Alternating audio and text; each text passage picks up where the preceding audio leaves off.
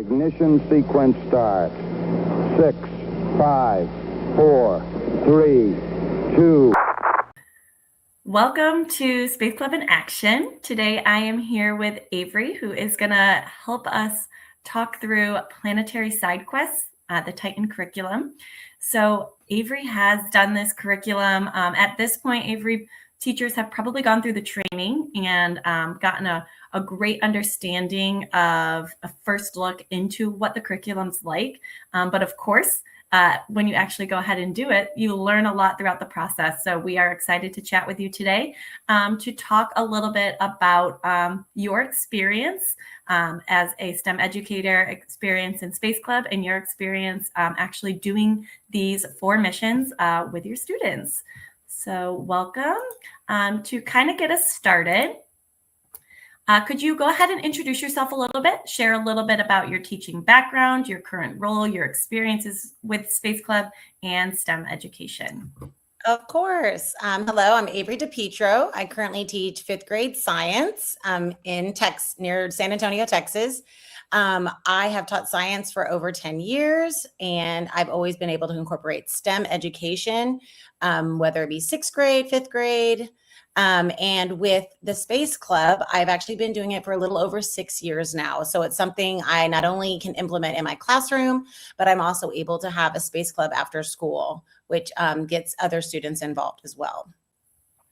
Awesome. Thank you. And just to brag a little bit, Avri went to Space Camp this year. So she has a lot of experience in STEM education and interest in space education. So just really incredible work that you're doing. Thanks for bringing Space Club into your classroom. So we'll go ahead and start a little bit about these Planetary Side Quests. Can you tell us a little bit about how you implemented them with your students? So I implemented these particular quests with my Space Club, which I held after school. And so I was able to have that time with them. I did it twice a month, and we were able to incorporate those. What's great about this curriculum, though, is the way y'all have it aligned to TEKS and the NGSS standards, you can also implement it into your science curriculum throughout the year. You can take a quest and do it in your curriculum. Yeah, that's what's exciting about these quests. So I used to be an educator as well, and I did Space Club in my classroom. So it wasn't an after-school program. It was part of the curriculum, but it's, the Mission to Mars, Mission to Moon, that's, 10 missions, where this Planetary Side Quest curriculum is 4 missions. So, right, you can kind of pull those and use them, whether it be an after-school program in your classroom. I think that's exciting about them being kind of a side quest into and kind of getting your feet wet, maybe, if you're interested in doing Mission to Mars or Mission to Moon. Can you tell us a little bit about a typical Planetary Side Quest session? What did that look like for you all in your classroom and for your students? Yeah, I love the way y'all lay out the missions, where there's always like those teacher pre-slides that you are the introduction for teachers, so we can look ahead and see what we have, so we can get materials ready. So I was able to be prepared for my student session. And what I like too is I usually had about 90 minutes, but you can always break this up into 2 sessions, or like if you are doing it in your class, you can break it up into a couple of days, so you can maybe focus on different areas of the quest that need to be focused on. Perfect. And kind of talking a little bit about that, you mentioned kind of prepping for the session. Do you have any tips for getting ready for these sessions? Any advice you have? Just, y'all lay it out so thoroughly, from materials to introduction videos that the students can watch ahead of time, to problem solving tips, and I love, there's always like an introduction activity to get the students' brains going, which I enjoy. I think I would just remember as teachers, with supplies, always make sure that you ask for recyclables or have recyclable materials on hand, so students have those extra resources to be creative. Yeah, that's a great tip. As an experienced STEM teacher, kind of what does your classroom look like when it comes to supplies? And using them? Do you guys have stations, or do you preset everything up like in groups at tables before the students get there, or how does that work for your room? I usually have everything pre-set up in the front. I'll have all the materials that y'all have on your list. But, as a science teacher, a STEM teacher, like I said, it is always great just to have a container of, paper goods. I always try to make sure to have like foil, paper plates, paper cups, paper bowls, and just anything that parents bring from home, cereal boxes, empty coffee containers, just, for them to take their projects to the next level if they want. Great tips. All right, so talking again more about these missions, were there any missions in particular that were challenging to get ready for, or maybe advice you have to make it run smoothly? So again, the teachers have kind of gone through and seen what's there, but do you have any secret tips for some of those missions that maybe were a little more challenging than you were expecting the first time around? There was only really one, and it was the third one, the relay boost, where the students were creating a structure that was going to have to float. And I did not give them really any example, which I have fifth graders.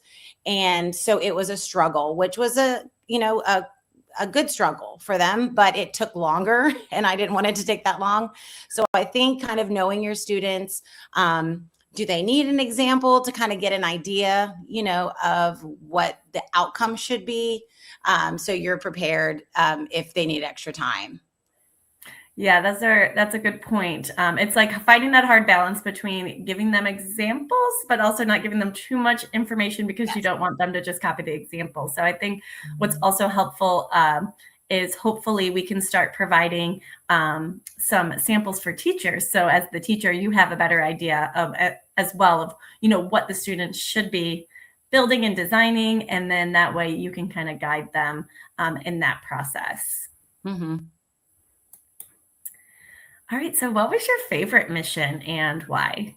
My favorite mission was the fourth one, the science rover, and it's where they got a battery pack and they've got like wheels and axles, and they had to look at all these other rovers that have been successful and create one for Titan. And so it was just like, again, the forward struggle of some just, spinning round and round and round, and then them having to, make certain things on them, like a solar panel or a device to hold and move something on Titan. So I love the way that your missions, give them those specific goals on what their end product should be. So they have, a focus. And I love too how it was a lot of redesigning. And I love it when they have to redesign and build on how to make it better.